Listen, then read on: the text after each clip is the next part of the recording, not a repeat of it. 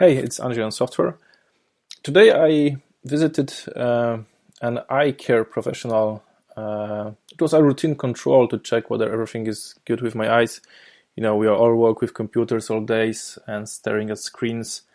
Last year, exactly 1 year ago, I've had some problems with my eyes. So I also visited the same eye care professional, and they suggested me some changes in the way I use my contact lenses, and then I switched to glasses. But today's visit was just a routine control, and after some checks, it was interesting to see how the doctor actually uses my historical data to make new decisions. So in a way, it's kind of similar to the idea of event sourcing, where you build your object based on all of the operations from the past, not from just the last snapshot. With the CRUD applications, usually you see just the last state, you don't see the history. So here it was interesting because even though it was quite a modern and professional eye care studio or whatever it's called, he didn't use a computer. He just had, this old school way of storing papers.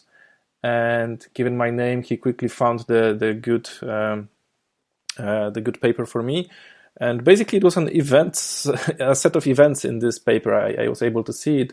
So it was a list of my visits and certain numbers related to it, certain decisions that were made in the past.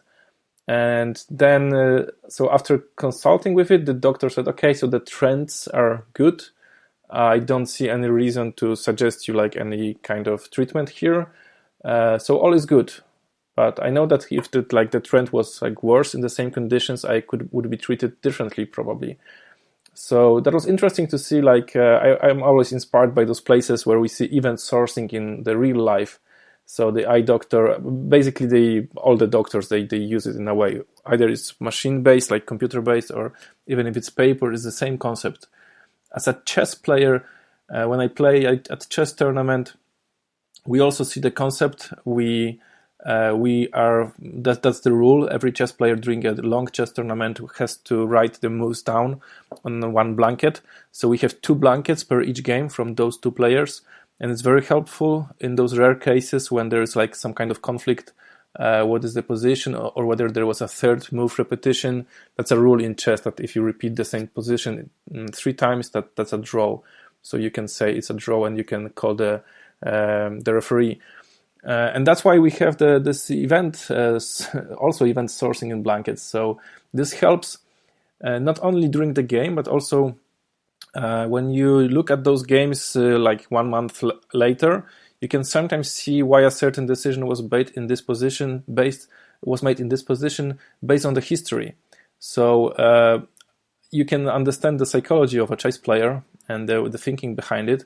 Like if you have a worse position for the whole game, and suddenly you have a chance to win, but you also have an option to choose a draw, many players will choose a draw, while in the same position, probably, that's a hypothesis, when they would be winning for the most of the game, and then they have this winning combination, they would find it because they're already mentally prepared for that. So this is also helpful when you do a retrospective of those games. And after a while, you can see, okay, so I didn't make this decision here because of this history of this game, because I was playing a worse position for 3 hours, and now I was trying to play safe. And so those places, it's good to see around us, how many places are actually event sourced, and then it's inspiring more to use it in our code bases. Thanks for listening.